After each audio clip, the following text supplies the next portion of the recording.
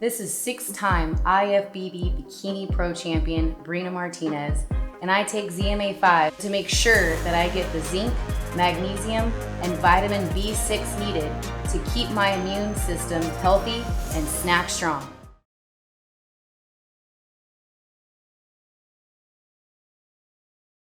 Marcos Villegas here in San Antonio with Leo Santa Cruz. Hey Leo, it's good to see you, man. Thank you, man. Good to see you too. I didn't think I was going to be able to make it, to be honest.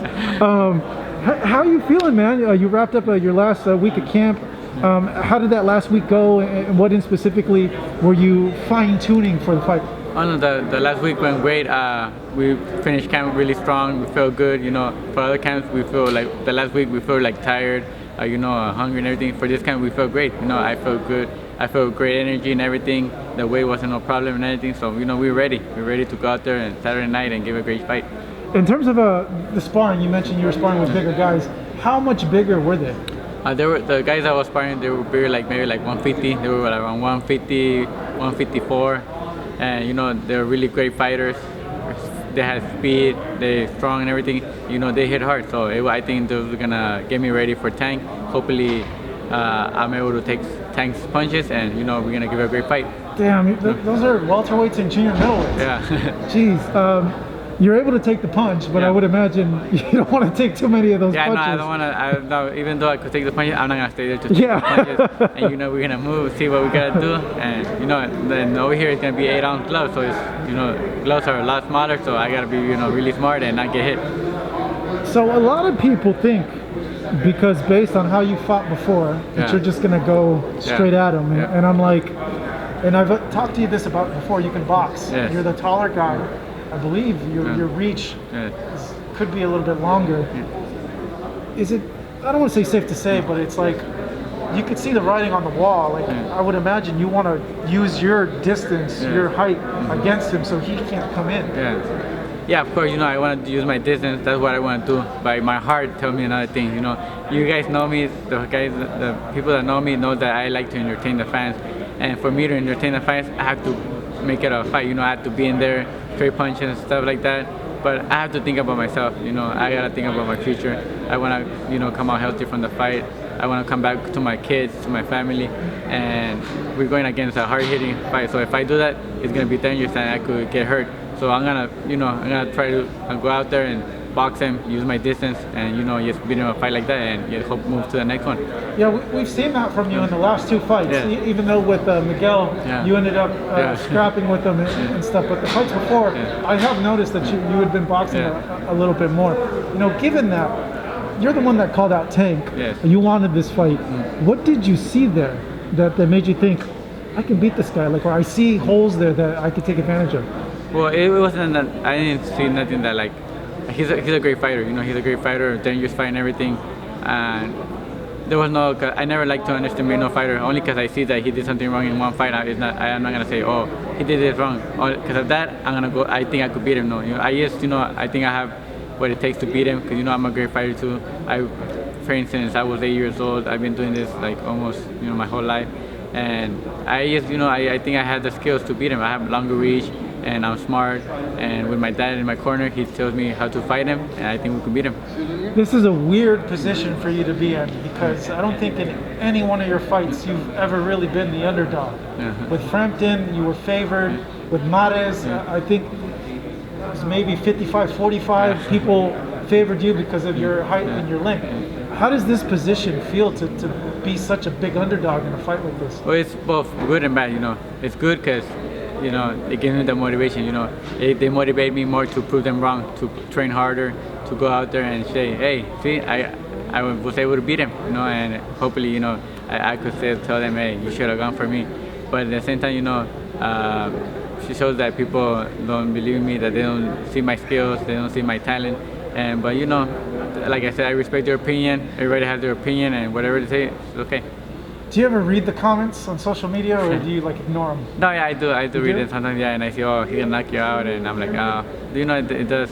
I feel bad reading those stuff, because hopefully it doesn't happen, but if it happens, they're gonna be like, see, we told you, Leo, you suck, and stuff like that. So I but I say it motivates me to try not to get knocked out, to go out there, win the fight, and prove them wrong. Yeah, I would imagine you're going to be super focused, but also like super tight defense, course, in the fight. A fight that happened over the weekend, Teofimo Lopez and Vasyl Lomachenko. It's at 135, but this is for a 135 belt. What'd you make of what happened in that fight? Because I think maybe we could see Lomachenko move down at 130 in the weight that he's a little bit more comfortable, and possibly it would be a great fight between you and him, or you, the winner of this fight, and him. What'd you make of what happened?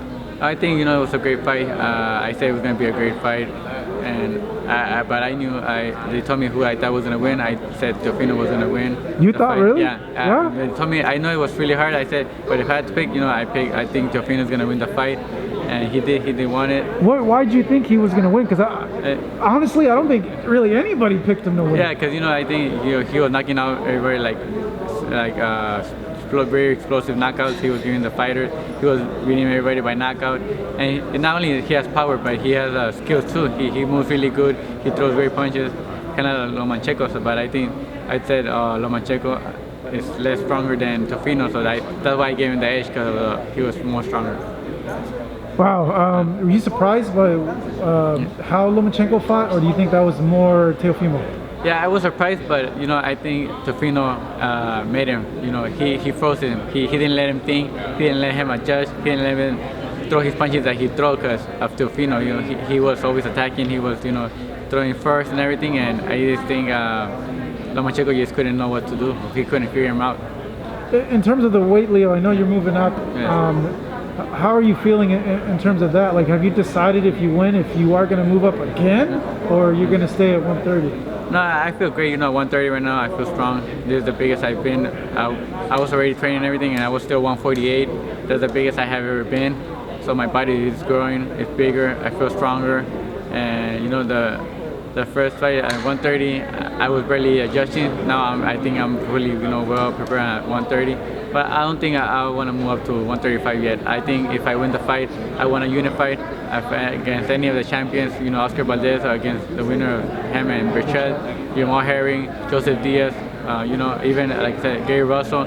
I said I want those fights. For whatever happens. I want those big fights. I know you've been on pay-per-views before. Yeah. You've been highlighted on many pay-per-views, but this is your first pay-per-view as one of the main eventers, man.